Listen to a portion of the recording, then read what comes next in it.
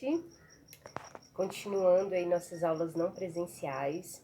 Hoje a gente vai conversar um pouco sobre as primeiras civilizações da antiguidade até o mundo grego-romano, né?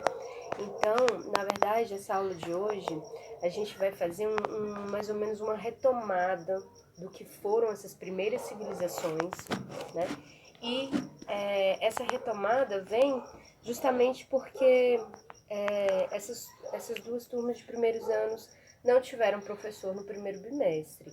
Então, antes de só continuar do segundo bimestre, essa aula de hoje eu vou pegar e fazer uma retomada aqui do conteúdo do primeiro bimestre até chegar onde é o nosso conteúdo, que é a antiguidade greco-romana.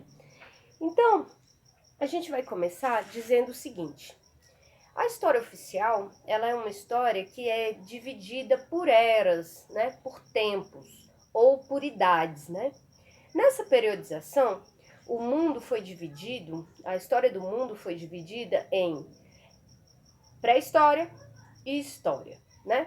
Pré-história, então, seria todo um período paleolítico, né, em que a principal característica dos grupos humanos é que eram povos nômades, né? O que isso significa?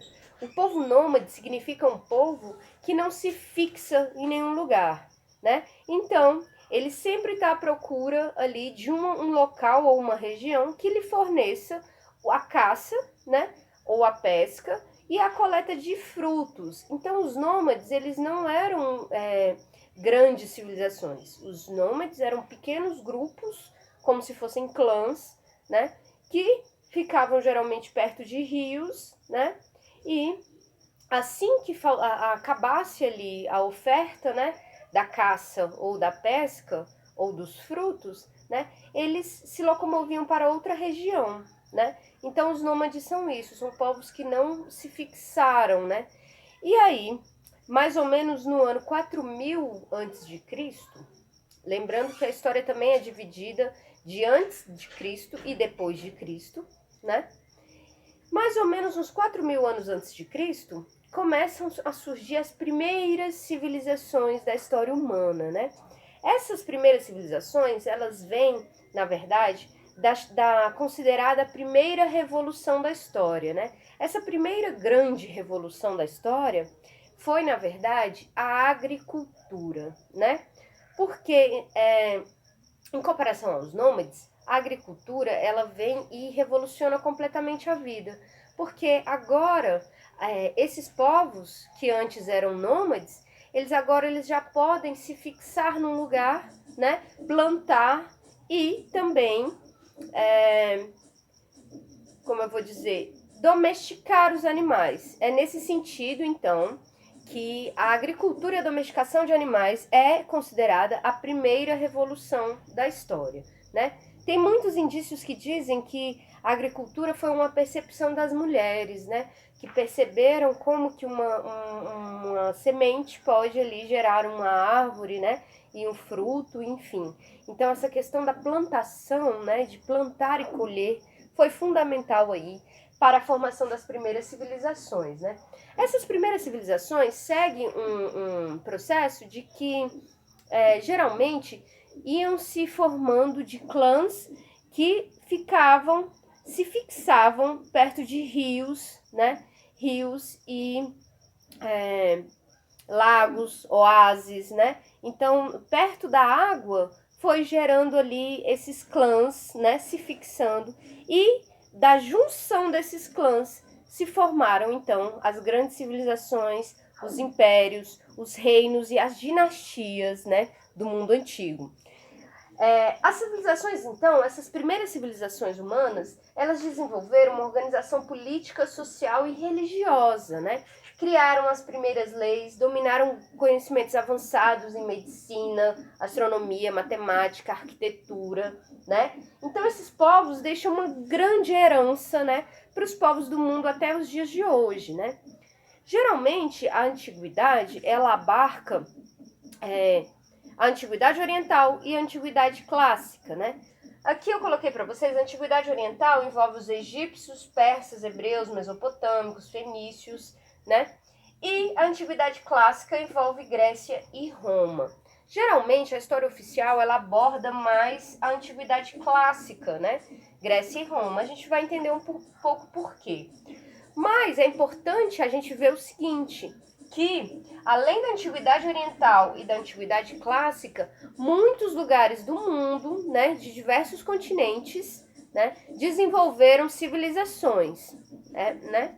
Então, todas as culturas humanas podem ser consideradas civilizadas. Essa divisão oficial da história considerou civilização apenas os povos que inventaram, né, dominaram os sistemas de escrita. Mas a gente tem que ampliar esse processo, porque é uma visão etnocêntrica. Então, retomando, a gente tem que fazer um olhar mais crítico sobre essa visão oficial da história, que retira povos que tinham grande desenvolvimento em várias áreas, mas que relega esses povos à pré-história, né? Então é nesse sentido que nós vamos considerar que todas as culturas humanas podem ser sim consideradas civilizações, embora não tenha desenvolvido o mesmo sistema de escrita como a Mesopotâmia, né? Que é considerado aí o berço da civilização, né? Justamente por causa da escrita cuneiforme que se desenvolvia. Bom, só para finalizar essa parte, a gente vai ver que existem diferentes culturas e que não podemos hierarquizar. De forma alguma a gente pode achar que uma cultura é superior à outra, né? Isso é um preconceito, né, cultural que a gente chama de etnocentrismo. É como se colocasse a sua etnia, né? No caso, a etnia é uma palavra que substitui a raça, né? Mas é como se colocasse a sua raça, a sua etnia, como centro do mundo. E aí todas as outras são inferiores, né? Então é por isso que a gente tem que combater, e a história antiga ela vem também trazendo esse ensinamento. A gente tem que combater esse etnocentrismo, né? Muito além da antiguidade oriental e da antiguidade clássica, muitos povos se desenvolveram aí ao longo do mundo, nesse mesmo período histórico. Porém, não se desenvolveram da mesma forma e nem no mesmo período, né, de tempo. Então, a visão de mundo eurocêntrica ela considerava irrelevante a história de outras partes do mundo e focava no mundo antigo, na Grécia e em Roma. A gente vai entender por que o foco maior é em Grécia e Roma. Porém, a gente precisa ver também que muitos outros povos e civilizações se desenvolveram ao redor do mundo. Na África, nós temos o reino de Kush, Núbia, reino de Axum, Gana, Mali, além de Kemet, que é o Egito, né? Então, o Egito ele ainda é considerado, o Egito fica no norte da África e ele ainda é considerado aqui dentro dessa antiguidade oriental. Porém, outras civilizações que se desenvolveram na África não têm esse relevo, né, esse destaque. Mas foram civilizações que desenvolveram bastante economicamente falando, política, religião, estrutura social, relações de poder, relações de trabalho, né? Então, na América, a gente tem os povos nativos, né, os que deram origem aí aos indígenas da América, os Sioux, os Apaches, né? Temos grandes civilizações na América Central, como os Maias, os Olmecas e os Aztecas. E na América do Sul, nós temos os Incas, que foi um grande império também, né? Povos originários do Brasil, aí nós temos os Sambaquis, o Maitá, Umbu, Marajoara, povos que vão dar origem aos nossos índios, né? E os Mapuche, que são povos indígenas aí do Chile, da Argentina, né? Na Índia antiga, nós temos uma civilização extremamente desenvolvida, né? Nós temos os Vedas, os Arapas, e temos povos que já desenvolviam saneamento básico, água encanada para todos, até para os mais pobres, né? Então a Índia também tem um destaque muito grande, a Índia antiga, né? A China antiga também trouxe grandes avanços para a humanidade, né? Um dos primeiros lugares a desenvolver um calendário, né, para o país inteiro. Desenvolveram uma série de leis, imprensa, uma série de coisas foi desenvolvida na Índia antiga. Na China antiga, né? Nós temos também os povos árabes, né? E os aborígenes australianos, e vários outros povos por aí que se desenvolviam enquanto, né, Egito, Mesopotâmia, Persas também se desenvolviam, tudo bem? Então é muito importante para a história antiga a gente ampliar, né, a nossa perspectiva muito além de Grécia e Roma, né? E aí, eu separei aqui algumas características principais de Mesopotâmia e Egito, pois são esses dois lugares, Mesopotâmia hoje é onde é o Irã, né? Esses dois lugares aqui trouxeram as bases fundamentais das civilizações para o mundo, né? Digamos então que Egito, Kemet e Mesopotâmia trazem, né, esse berço da civilização, não só a Mesopotâmia, mas Kemet também. A Mesopotâmia ela traz a escrita cuneiforme, né, que é uma escrita mais parecida ao alfabeto que nós temos hoje, né? Tinham cidades-estados, né? Uruk, Nippur, Babilônia, enfim. Desenvolveram muito a astronomia, a astrologia, a álgebra, também desenvolveram um calendário, eram politeístas, né? E também realizavam um poder teocrático, né? A gente vai ver, por exemplo, que grande parte dessas civilizações, elas desenvolviam monumentos dedicados aos deuses, né? Em forma de pirâmides, né? E essas pirâmides, elas representam um pouco também do que é chamado poder teocrático, né? Teo vem de Deus e crático de poder. Então é um poder de Deus, ou seja, os governadores, eles eram uma representação também da religião, né? Eles também eram sacerdotes, né? Então eles um templo religioso, ele também era um templo do governo, né? Então isso foi muito comum, uma característica de várias civilizações da antiguidade. O Egito, sem dúvida alguma, é a maior civilização do mundo antigo. O Egito tem uma ciência própria, né? Se você quiser estudar o Egito, você tem que estudar egiptologia, né? Do tanto que esse povo deixou aí um imenso legado, né?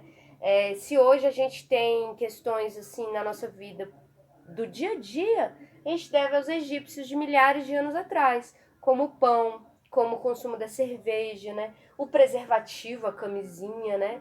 Os egípcios tinham uma preocupação com essa questão do preservativo e tal. Eles eram politeístas. Embora a dinastia de Akhenaton quisesse acabar com o politeísmo e colocar o monoteísmo, isso não deu muito certo no Egito, né? Isso deu certo com os árabes, Maomé, isso deu certo com Abraão no cristianismo, mas no Egito não deu muito certo. Depois a gente retoma esse assunto para a gente entender melhor. Mas então, o Egito ele deixa um imenso legado na medicina, né? Os egípcios faziam cirurgias, braço quebrado, tudo isso era feito. Tem registro até de cirurgia no cérebro, né? Os egípcios tiravam um dia por semana para fazer um jejum que limpava o corpo, né? Eles tinham uma preocupação muito grande com a saúde, né? Com a alimentação. Desenvolveram muito na arquitetura, e isso é só reparar as pirâmides egípcias, né? Que podem ser vistas do espaço, né? Essas pirâmides, elas tinham um vínculo também com as constelações, né? Com a astronomia, né? E com a astrologia, que os egípcios também, esse calendário, essa astrologia que a gente tem do zodíaco, vem do Egito também, né? Então, o calendário de 365 dias e 12 meses, né? Filosofia, escultura, astronomia, arte, pintura, tudo isso aí é um legado que o Egito deixa, né? Para a humanidade, né? Lembrando também que era uma civilização que tinha muita noção de futuro, né? De como que eles iam deixar para o futuro, né? Como eles iam marcar a história, né? Porque são povos milenares, mas que tinham um incrível avanço aí, um incrível desenvolvimento, né? Então, na antiguidade, para concluir a nossa aula, a região mediterrânea se considerava o centro do mundo. Lembra que eu falei para vocês do etnocentrismo? Então, os gregos, eles consideravam sim que eles eram o centro do mundo e que o resto do mundo não era tão desenvolvido quanto eles, né? Porém, a gente já acabou de ver, citamos vários povos, que havia uma rica e diversificada história de civilizações ao redor do mundo. Vou passar para vocês, junto com essa aula, para complementar, alguns slides que mostram aí os povos, as culturas, né, arquiteturas de várias civilizações aí ao redor do mundo, né? Só para a gente acompanhar e não ficar com essa questão fechada, porque o mundo antigo é um mundo muito rico, né? Em que vários povos do mundo, em várias localidades, deixaram uma grande herança aí pra gente até os dias de hoje, né? Das civilizações antigas, então, Grécia e Roma aparecem com muito destaque, né? Justamente porque são essas civilizações que dão a base, né? O cristianismo, as leis, a ciência, a filosofia, que dão essa base desse mundo ocidental, né? Principalmente no século XVIII, os iluministas, foi um movimento que aconteceu na Europa, eles vão voltar para a antiguidade clássica para se basear nessa ideia de ciência, né, desenvolvida pelos mediterrâneos. Porém, o que é importante a gente lembrar é que os gregos, eles tiveram muito contato com esse mundo oriental também, e também com o Egito, né?